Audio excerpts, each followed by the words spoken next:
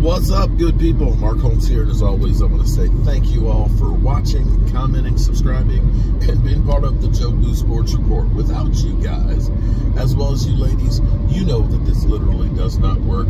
It is Monday, and I know everybody hates Monday because it's the beginning of a week, and it couldn't be much worse because of the bang bang Niner gang is going to the Super Bowl, which means I am, unless they get their ass handed to them, I'm going to be hearing from Niner fans all off season. They're going to be replacing the cockroaches that are the Philadelphia Eagle fans. But you know what? When you put yourself out there, what do you expect, okay?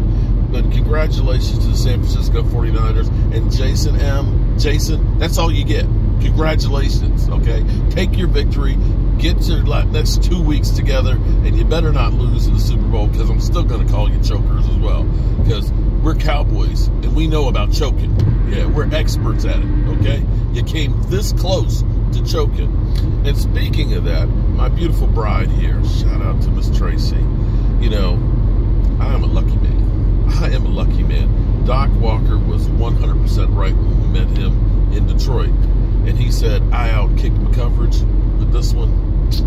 Yep, definitely. In fact, he said, being that I was a Cowboy fan, that I'd probably be homeless if it wasn't for her. Would I be homeless, baby? Huh? Not homeless. Oh, there it is. There's that famous laugh of hers.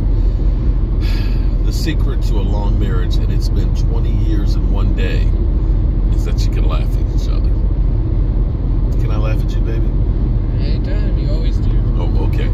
Anyway, she was actually, she watched the game too yesterday, and it was crazy seeing the Detroit Lions melt down. And we started having a conversation. This is what's great about my marriage and stuff, is that we bounce ideas back and forth and have discussions and things. And she was saying, she said, the way that this whole thing happened, to see how Detroit was playing so good, then all of a sudden, can you explain to me? No. Yeah, but she said, basically the mental fortitude, is that the right term? I didn't say that, but I like that. The mental fortitude. That's what's required. Is required. And she said, y'all Cowboys, y'all need psychologists. She said, because you look at how the Cowboys played against the Commanders. Now, it's hard to look at the Commanders and say they're a playoff team. But they did do some serious damage to the Eagles. Yeah, Eagles. They scored 31 points on you, not once or twice. You literally had to go to overtime to beat the Commanders with the left hand up.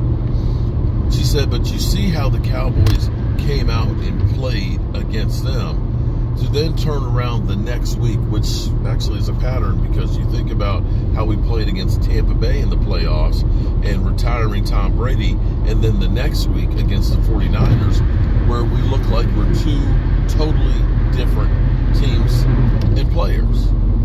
And the thing that sticks in my mind is how the Cowboys play when they are doing well. You think about CeeDee Lamb and the good old, you know, I'm going to rub it in your face and stuff.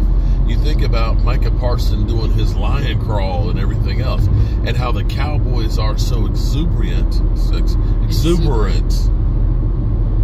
Okay, how excited they are when they're winning, but then at the first sign of any problems, they go into a shell. Now, I don't have the answer to that, and maybe a psychologist and start blaming each other.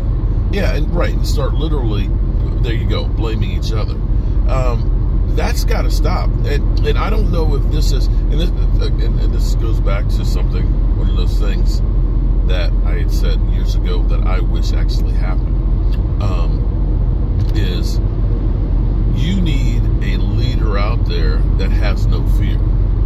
That is, no matter what happens, is always going to be fight, fight, fight, fight. And I remember, I believe it was 2018 or 2019, that I wanted to get a Demario Davis. In fact, Demario was at our house. And Demario, next time I see you, I'm going to make you some more shrimp and grits. But that guy is a leader that no matter what happens, he's 100% calm and is a motivator and a field general on the field. That he is leading by example. And that is a guy that is the heart and soul of that Orleans. New Orleans, God bless Demario Davis. That man, in the time that he's been in New Orleans, you guys realize he is the heart and soul of that defense, has not missed a single game. And he plays with reckless abandon, always playing aggressive. And you don't see these highs and lows. It's constant. And see, that's what I think is missing on this defense, among other things. And you have to understand, linebacker is key. Linebacker is key because he is the run stopper. He is the guy that's going to tackle. He is the guy that is going to make the plays. Now, I've kind of gotten sidetracked here on the mentality of the team and why they crumble. I don't know. And you can just say it's Dak Prescott or it's Mike McCarthy, but this has been the case since the 90s. We've been in the playoffs several times, but we always end up underperforming every single year. And I don't know if that's because of what Jerry Jones is and it's filtering down to the players. I wish I knew if it's, you know, we're just used to beating up on poor teams and you know, doing the hype and the build-up, and that maybe we're really just not that good of a team and we just feast when we have the advantage of being the bully. I don't know.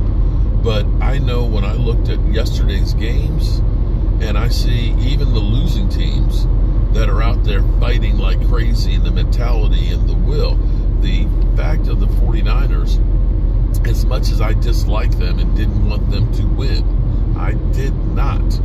Trust me, I still have the hate of the Niners back from the catch with Joe Montana, okay? Yes, that long. I've been carrying this grudge. Jason, you probably weren't even born back then, but I've been carrying the grudge and the hatred for San Francisco with Joe Montana. They got down. They got punched in the face. And I didn't see them pointing at each other and, you know, fighting and just giving up. And that's the thing that's missing with the Cowboys. Do you think a psychiatrist can help you with that, baby? Sorry, I'm not paying attention. I'm sorry. I'm just putting all this in here. I love you.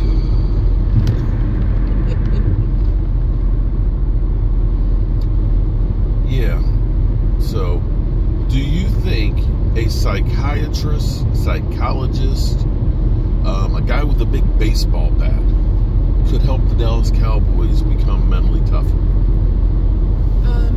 I think that, not that, I'm sure there's NFL teams, they don't tell you that, but I'm sure NFL teams have team psychiatrists, people that they can talk to.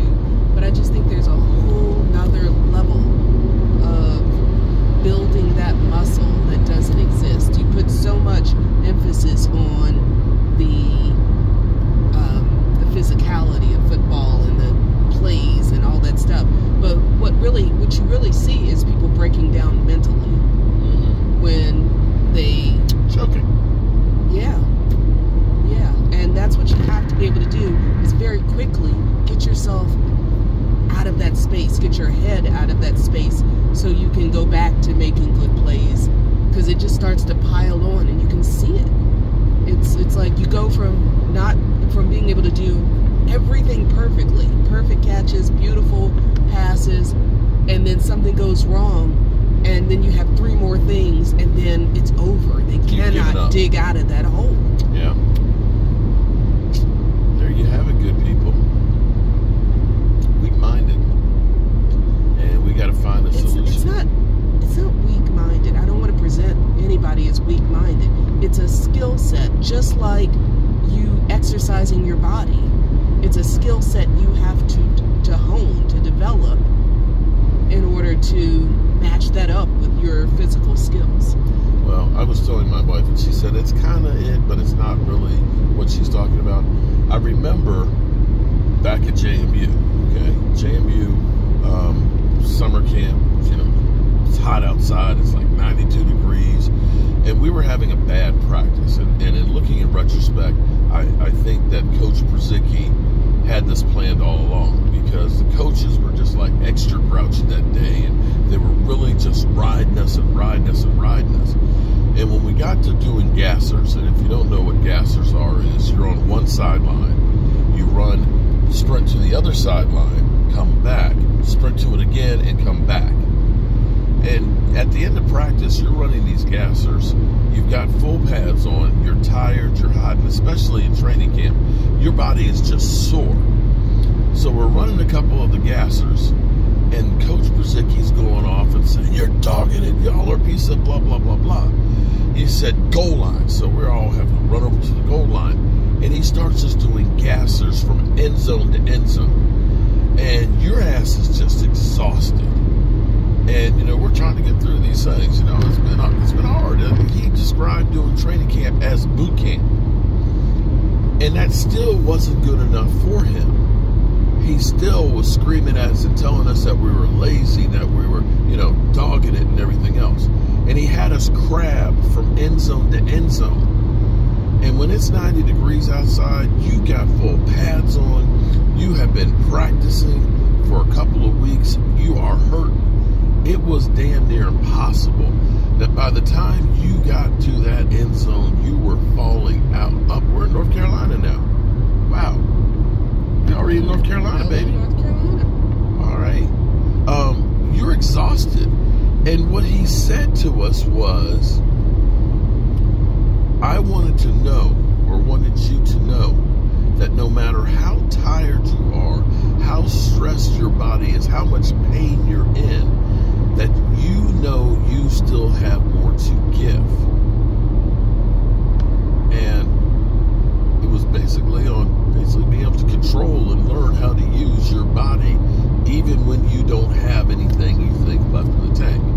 Now, as my wife put it, that's good physically. But if you can get the mental edge to realize that you still have more that you can do and that you must remain calm and keep up the fight, that's what's missing. That and one more thing. Uh-oh. Oh, she's paying attention now. One more thing. What's the one more and thing? This is the one where you're going to poo-poo me, but there's something to it. Okay. Your stars must be aligned.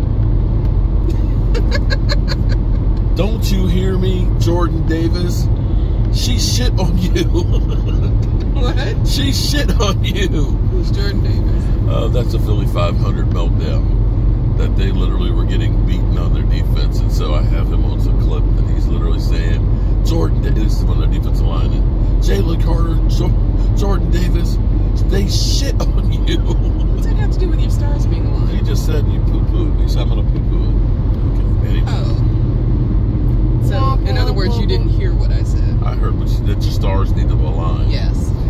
Yeah, You need to watch The Fish That Ate Pittsburgh. Oh, I thought you were talking about the Cowboys stars need to align. Oh, no. I mean your celestial stars need to be aligned. Okay, so we need to go watch The Fish That Saved... Or The Fish That Saved Pittsburgh. I don't know why I was going to say Wanda. Okay. Or A Fish Called Wanda is what I said. It's A Fish Called Wanda. Okay. That's a different movie. I can't keep my fish movies together. All right, good people. We are maybe about halfway there. Oh, I'm halfway there. Tell Rhonda's lovely Sparks she needs to preview that movie on one of her things, Rhonda, and we'll all watch together. And we'll find out if you actually watched all the videos, because this is the only place we're going to say that. So Rhonda, whose husband is starting a cooking channel, shout out to you. Peace.